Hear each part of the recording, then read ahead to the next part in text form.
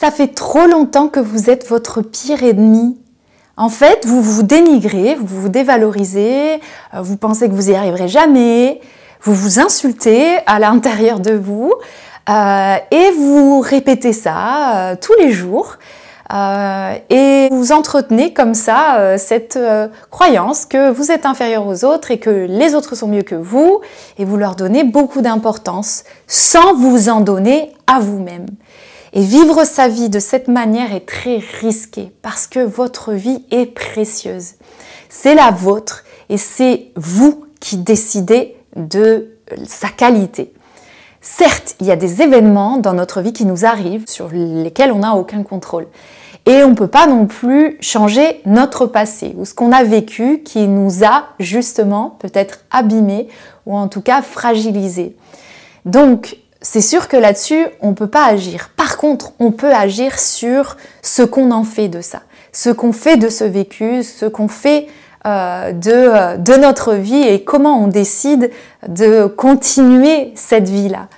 Et si aujourd'hui vous réalisez que vous n'avez pas confiance en vous, que vous avez tendance vraiment à vous rabaisser en permanence, il est temps d'aller voir la source de ça et de changer ces croyances et cette définition que vous avez fini par faire de vous-même, vous pensant inférieur aux autres, pas capable. Vous êtes capable de bien plus que vous ne le pensez, mais vous avez cette prison mentale, vous avez ces croyances qui vous empêchent de voir les choses autrement. Heureusement, nos croyances sont modifiables et il est hyper important de le faire, en particulier si vous vous rendez compte que vous n'êtes pas épanoui tant que ça dans votre vie et que justement vous donnez beaucoup de pouvoir et beaucoup d'importance au regard des autres. Que ce soit le regard de votre famille ou le regard de personnes, d'amis ou de personnes même que vous ne connaissez pas. Vous trouvez que voilà, ce que pensent les autres a plus d'importance que ce que vous pensez, vous, de vous-même. Alors qu'en réalité, le plus important, c'est ce que vous pensez de vous-même. Et c'est ça qu'il faut aller consolider, qu'il faut aller peut-être réparer. Si cette vision que vous avez de vous-même est défaillante et dévalorisante, vous allez justement effectivement avoir tendance à donner beaucoup d'importance à ce que pensent les autres et à faire fluctuer votre manière de faire et d'agir dans votre vie et d'être aussi peut-être en fonction des autres. Le problème, c'est que les autres changent. Les autres font leur vie, évoluent aussi d'une certaine manière et vous allez être comme ça en permanence baladé au gré de ce que pensent les autres. Vous ne pouvez pas continuer à faire votre vie comme ça. Vous avez de l'importance et il est important que vous en soyez conscient. Et si aujourd'hui vous vous dites que vous n'en avez pas tant que ça, vous n'êtes pas persuadé d'avoir cette importance-là, il est temps de vous faire accompagner parce que il y a un moyen de changer ces croyances-là. Vous n'êtes pas obligé de penser ça de vous-même pour le reste de votre vie parce que vous avez vécu telle ou telle chose ou entendu telle ou telle chose ou qu'on a programmé ou conditionné vos croyances pour atterrir à ce résultat. Non, vous pouvez changer les choses.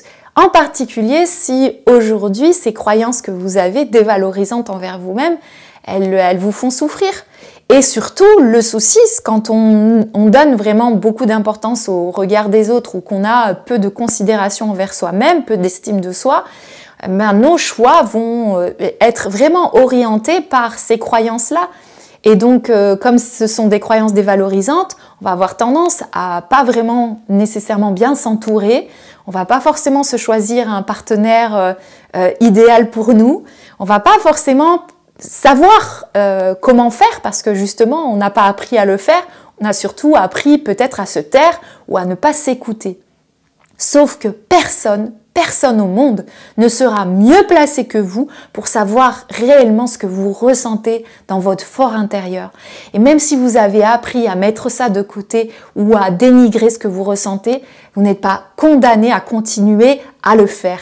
Vous pouvez reprendre la main sur votre vie et reprendre la main sur ça, sur votre voix intérieure, sur ce que vous ressentez.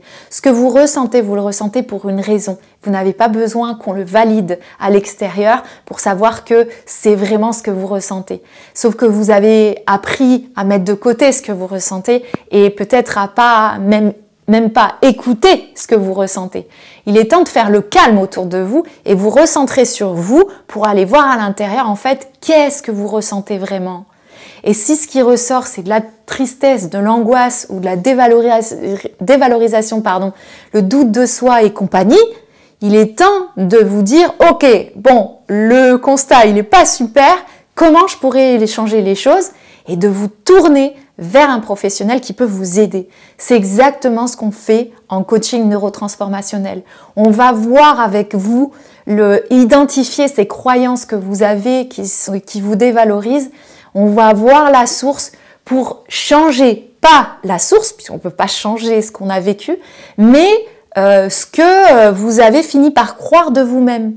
On peut changer le fait que cet événement ne va plus orienter votre vie, ne va plus vous définir.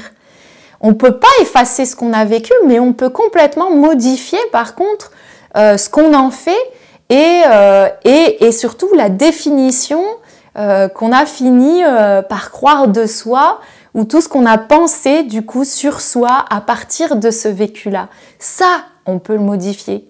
Et il est essentiel de le faire.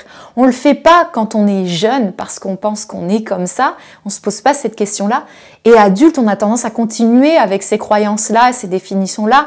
Alors qu'en fait, on a besoin de mettre à jour nos croyances pour voir, mais en fait, est-ce que c'est vrai? Est-ce que vraiment ça me définit? Et en fait, vous verrez que la réponse, c'est non. Et qu'il est temps justement de modifier ça. Il est temps de le faire parce que c'est aussi important que ça, parce qu'il s'agit de votre vie. Et la vie passe, qu'on le veuille ou non, et que quand on passe sa vie à se donner peu d'importance ou à donner plus d'importance aux autres qu'à soi-même, on va orienter nos choix dans cette direction. Donc on va avoir tendance à se mettre de côté. Peut-être qu'on ne va pas s'autoriser à rencontrer des gens dans notre vie, on ne va pas s'autoriser à avoir des relations épanouissantes, on va peut-être aller vers un type de personne qui n'est pas les meilleurs pour nous. Des choses comme ça, c'est aussi important que ça, d'apprendre à se connaître, à se reconnaître, à identifier les croyances qui nous dévalorisent et pour pouvoir les changer.